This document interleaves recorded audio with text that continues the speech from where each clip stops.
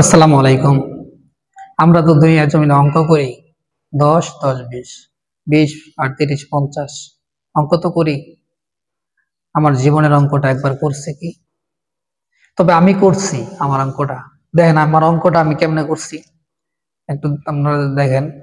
আমার অঙ্কটা আমি করছি, আমার বয়স এখন প্রায় 39 বা 30 এমন।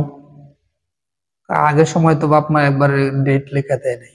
ওই একটা বলছে যে এই বন্যার সময় তুই হাবুর পারছো, তাহলে বুঝলাম যে ওখানে আমার 6-7 মাস চলে গেছে, কিন্তু আমি হাঁপতে পারছি।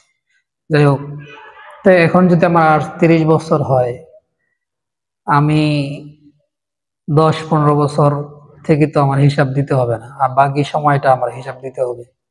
তো ওই সময়টা যে বুঝ হওয়ার পর থেকে এই পর্যন্ত এই দুনিয়া আমাকে কি দিয়েছে, আমি এই দুনিয়াতে কি পাইছি, কি পাইলাম না।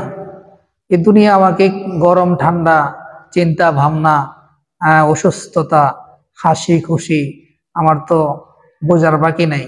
এই 30টা বছর পার করছি, আল্লাহ আমাকে কি দিছে না দিছে, কি পাইছি না পাইছি, হ্যাঁ ভালোই পাইছি আলহামদুলিল্লাহ, তো শুক্রিয়া। কিন্তু আমার তো এখন চিন্তা করতে হবে যে 30টা বছর এমনি চলে গেল,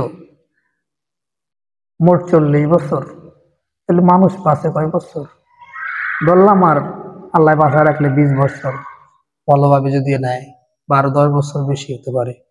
তাইলে ধরুন না আর 30 বছরই আল্লাহ বাঁচাবে, বা একটা হিসাব।